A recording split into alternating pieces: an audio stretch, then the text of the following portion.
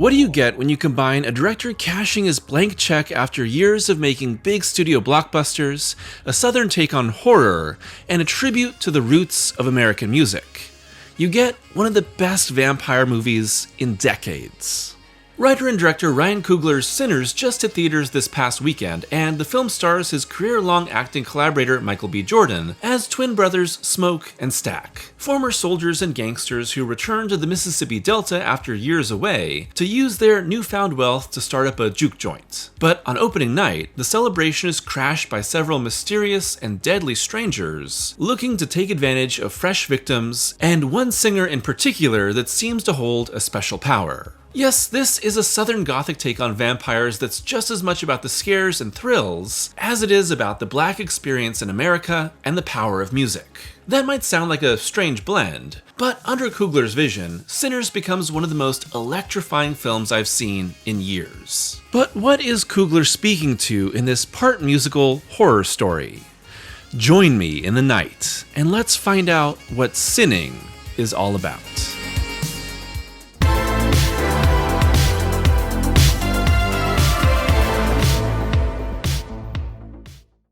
Sinners is the fifth feature film of Ryan Coogler, and with Creed as a strong contender, it might be his best. And I think that's largely because the writer-director was able to delve into his own original IP here, unencumbered by franchises and big studio mandates. It's truly a blank check movie, and with a $100 million budget, the director is using that sizable financing to tell an expansive story with big practical sets, great special effects, a large, talented cast, and gorgeous cinematography in service to a story that isn't a guaranteed hit. But when you see Sinners in the context of Coogler's filmography, it feels right at home. Each of Coogler's works in some way is in discussion with the Black experience, and both its joys and tragedies. Fruitvale Station told the true story of Oscar Grant, taking us through a day in his life until he was wrongfully killed by the police in 2009. Creed rebirthed the Rocky franchise with a focus on Apollo Creed's secret son, Donnie, who fights to live up to his father's legacy. And both Black Panthers focused on T'Challa and then Wakanda as a whole's struggle to be a sovereign African nation, coming into a relationship with the larger world. By having Sinners take place in the Jim Crow-era South, Coogler's story is about African Americans' search for freedom and joy in a nation that exploits, segregates, and disenfranchises them. The vampires make that story into a much more heightened and bloody metaphor, but Sinners spends about half of its 2-hour and 15-minute runtime exploring the lives of its characters and the society of Mississippi before we really dive into the horror of the story. As both Smoke, real name Elijah, and Stack, real name Elias, Michael B. Jordan, the only man I've ever loved, is putting on a wonderful dual performance here. Now, it's much easier to turn one actor into twins with today's technology, but the real feat is how these two men are differentiated just enough to feel wholly unique and separate despite the chaos happening around them. Meanwhile, Haley Steinfeld as Mary, Stack's old jilted flame who's 1/8 Black and caught between two worlds, Wunmi Mosaku as Annie, Smoke's former lover whose knowledge of hoodoo gives her an advantage against the vampires, and Delroy Lindo, who I had no idea was in this movie and made me so happy when he came on screen, as old alcoholic blues player Delta Slim, all bring it in great supporting roles as the people who love and are changed by the Smokestack twins. But most importantly is newcomer Miles Caton as Sammy Moore, who really is the heart of this story. Sammy is a young guitar player, the son of a preacher, and the cousin of the twins who wants to be a musician, despite everything the people and the world around him tell him. Sinners opens with a narration that discusses how in every culture around the world, there are people whose music can connect the past and future with the present, and bring together the living and the dead. So it shouldn't be too much of a surprise to say that Sammy is one of those people. And yet, to be a musician in this time and among Christian beliefs is to be labeled a sinner despite the good that it can do. All of these characters' stories are about whether freedom is truly possible in this life, and what we make of it in the mortal time we have. That's already a struggle in the Jim Crow segregated South, with the KKK making their presence known as the film goes on, but it becomes even harder when the bloodsuckers arrive. Vampires are a key to this film, but the music of Sinners is just as, or maybe even more, important. Sinners' score is composed by longtime Coogler collaborator and easily my choice for the best composer working today in film, Ludwig Göransson. And much like the characters playing in the film, Sinners' score is largely in the vein of Delta blues, with musicians like Tommy Johnson and Robert Johnson, who are both said to have sold their souls to the devil, as major inspirations. But an equally important inspiration was Coogler's uncle, a massive blues fan, a black man who left segregated Mississippi, and a huge supporter of the director who passed while he was making Creed. Afterward, Coogler found comfort in the blues, saying, "A morning ritual for me, in a way to ease that feeling of guilt and loss, I would play these blues records, but I would play them with a newfound perspective, and I would kind of conjure my uncle." The tension of black communities choosing to either leave or stay in the South is also at the heart of the film. Sinners is also about why some people choose to stay, said Coogler. To understand the Great Migration is to also understand, for a long time, our people's home was the South. To migrate means to leave something behind. Very often, and rightfully so, that part of time and physical location in the United States is a place associated with a lot of pain, a lot of shame, a lot of discomfort, but to completely look away from it is to not look at what else was there. The resilience, the brilliance, the fortitude, and also the art, the artistic wonder, the cultural wonder. Johansson, whose dad is a blues guitar player, is just as much embedded in the fabric of this movie as Coogler and Jordan, and it is breathtaking. With the composer on set for most of the filming, recording music with the actors when they weren't on screen, and working with blues musicians like Brittany Howard, Raphael Saadiq, Alvin Youngblood Hart, and Buddy Guy to create authentic blues music alongside his compositions. But the film also weaves in Irish folk music for its vampires, electric guitar for its time-traveling connections, and so much more for a strange blend that's constantly surprising you. Coogler and cinematographer Autumn Durald Arkapaw also shoot the film incredibly well. It's not just the long, eye-catching takes, but the subtle choices that are made to make this film feel like a very real, lived-in world. There's a real atmosphere to the scenes inside the juke to the point where you can feel the heat coming off the people inside. The darkness around the vampires is really menacing, and there is a sense of stillness to the film that makes its energetic horror and music scenes pop even more. If there's any detraction I have about the film, it's that it sometimes doesn't trust its audience to keep up with what its characters are saying. So Coogler has his characters repeat their feelings or choices a little too often, and editor Michael P. Shaver relies too heavily on one of my least favorite choices in movies: flashing images from earlier in the film to make sure viewers remember what the characters are referencing. It's too hand-holdy when so much of the rest of this movie is taking big, bold swings, and so often succeeding. Side note, I saw Sinners in IMAX, and it was incredible. I know that IMAXs aren't everywhere, but I highly recommend seeing this in that format if you can. The massive screen creates an enormous canvas for Coogler to paint on, and it gives these environments and the juke joint setting a wonderful, wonderful scope.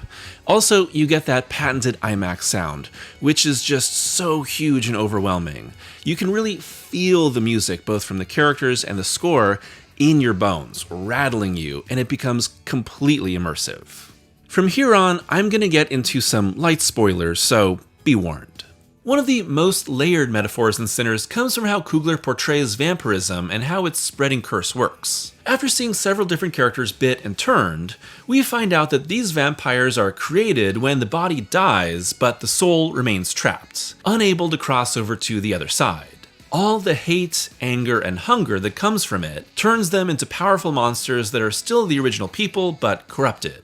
And most importantly, every single vampire shares their memories and thoughts with one another, turning them into a sort of hive mind that co-ops and controls the cultures that each new member brings with them. And specifically, this horde of consciousness is controlled by the leader, Remick, played by a very menacing and charismatic Jack O'Connell. The most obvious way this is used is in this incredible Irish jig number led by Remick, where he uses his vampire connection to his entire group to have them sing and dance around him in unison, which is amazing and super well choreographed, and is also slightly terrifying in a really cool and fun way. Like I said, Sinners is almost part musical, and Coogler uses this Irish jig sequence to stand in direct contrast to what I think is the most breathtaking part of the entire movie, and a scene that I think is going to be hard to top in any other film in 2025. Close to about the midpoint, young Sammy sings for the juke joint, and, like what's been hinted at early on in the film, his music has the ability to bring together the spirits of the past, present, and future in a transcendent moment. Coogler does this in the form of one of his signature one-take shots, with the camera moving through the juke joint as every single person joins in, as well as African tribesmen from the past, then rock and roll guitarists, rappers, and everyone else you can think of from the future, and also including ancient Chinese musicians when supporting characters Grace and Bo join in. It's absolutely breathtaking and it blew me away. But I also think these two scenes are designed to stand in stark contrast to one another, as representations of cultural acceptance and appropriation. We come to find out that Sammy's gift is what drew Remick to the joint, the supposed devil that Sammy has been courting through his music, and Remick wants to turn Sammy so that he can consume and control his songs. Remick is essentially appropriating and controlling the culture of every single person he turns, while Sammy's gift opens up each participant to the joy and beauty of their own cultural history. But beyond that specific metaphor, Sinners does right by its vampires in general. I don't really talk about the subgenre that much on this channel, but I'm a huge vampire fan from all the decades. And you probably already know this, but the central metaphor of most vampire stories is about hunger, sexuality, corruption, and purity, and how all of these mix together in vampires, their victims, and the people that destroy them. But also what makes the vampire genre so great is that this specific type of story can be used in so many different ways. Personally, I like my vampires to be darker and scarier instead of romantic and happy.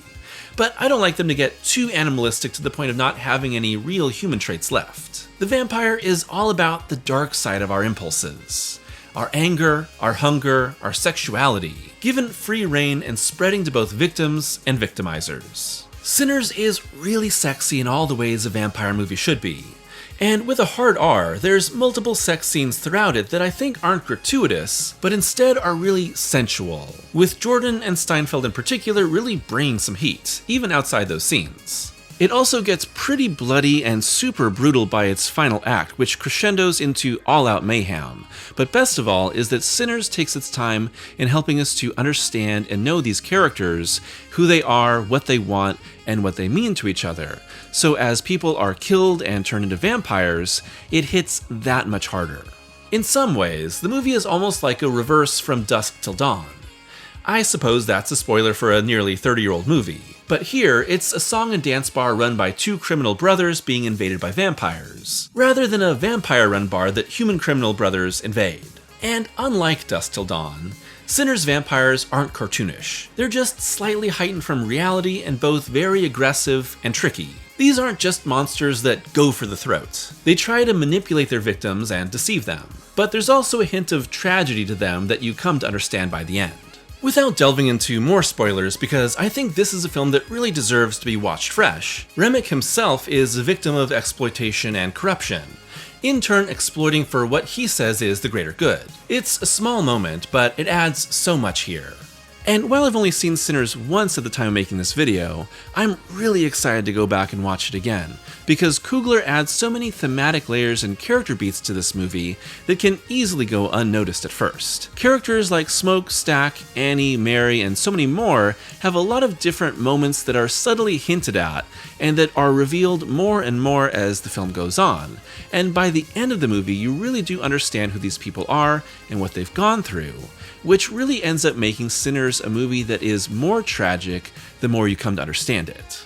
Oh, and one important note, stick through the first part of the credits. Sinners may seem to have an abrupt ending, but Coogler puts the true conclusion to the film as a mid-credits scene. A strange choice, but one that gives full emotional closure to the story that makes everything so much better. With all that said, I'd happily put Sinners among my favorite vampire films that I've seen, ranking it alongside movies like The Lost Boys, Fright Night, Blade, Horror of Dracula, What We Do in the Shadows, and Let the Right One In. Like each of those, Sinners does justice to the vampire genre, but in its own, truly unique way. In the end, Sinners is about what it means to be free for a day, and what sins you're willing to commit to find that freedom.